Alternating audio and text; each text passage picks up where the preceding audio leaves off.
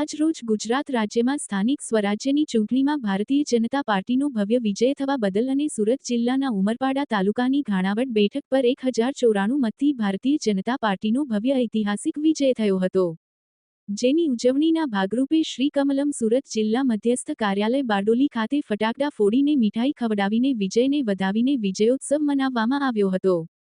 આ પ્રસંગે સુરત જિલ્લા ભારતીય જનતા પાર્ટીના મહામંત્રી જીગરભાઈ નાયક, જિલ્લા પંચાયત કારોબારી સભ્ય જીતેન્દ્રભાઈ પટેલ, બારડોલી નગર પ્રમુખ અનંતભાઈ જૈન, મહામંત્રી શ્રી જગદીશભાઈ પટેલ, જિલ્લા ઉપપ્રમુખ અશોકભાઈ રાઠોડ, જીતેન્દ્રભાઈ વાસિયા, ઉમરપાડા તાલુકા સંગઠન પ્રમુખ અમીશભાઈ વસાવા, શમશીંગભાઈ વસાવા તથા તાલુકા સંગઠન ટીમ તેમજ ઉમેદવાર દીપિકાબેન રામસિંગભાઈ વસાવા તથા ધાણવડ બેઠક, સુરત જિલ્લાના હોદ્દેદારો, કાર્યકર્તાઓ હાજર રહ્યા હતા।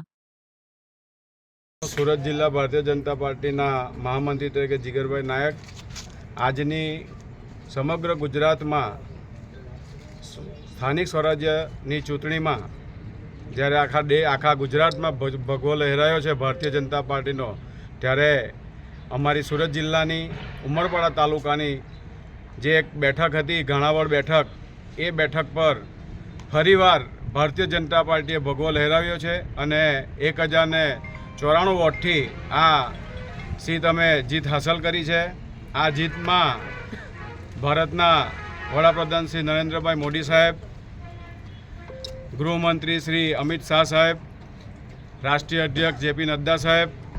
કેબિનેટ મંત્રી અને ગુજરાત પ્રદેશના અધ્યક્ષ શ્રી આર પાટીલ સાહેબ, ગુજરાતના મુખ્યમંત્રી શ્રી ભૂપેન્દ્રભાઈ પટેલ સાહેબ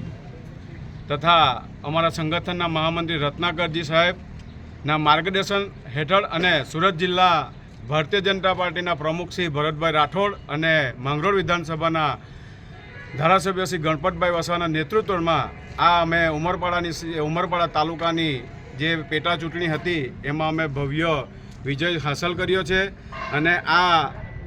જીત પાછળ સૌ સુરત જિલ્લાની સમગ્ર ભારતીય જનતા પાર્ટીની ટીમ, સમગ્ર ચૂંટાયેલી ટીમ જિલ્લાની અને ઉમરપાડા તાલુકાની સંગઠનની ટીમ અને ઘાણાવડ જે બેઠક હતી એ બેઠના તમામ તાલુકાના હોદ્દેદારો, તમામ સંગઠનની ટીમ તથા સર્વ મતદારોનો અમે સુરત જિલ્લા ભારતીય જનતા પાર્ટી સૌનો આભાર માને છે અને સૌને અભિનંદન આપીએ છીએ। અને આખા ગુજરાતમાં જ્યારે આજે ભગવો લહેરાયો છે ત્યારે વિશિષ્ટ નરેન્દ્ર મોદી સાહેબ અને આપણા ગુજરાતના અધ્યક્ષ પાટીલ સાહેબને આ જીત હાંસલમાં અમે એમનો સિંહ ફાળો માનીને એમને આ સીટ અમે આવી આ કમળનું નિશાનવાળી કે એક કમળની નિશાનની અમે સીટ અર્પણ કરી છે। અસ્તુ ભારત માતા કી જય।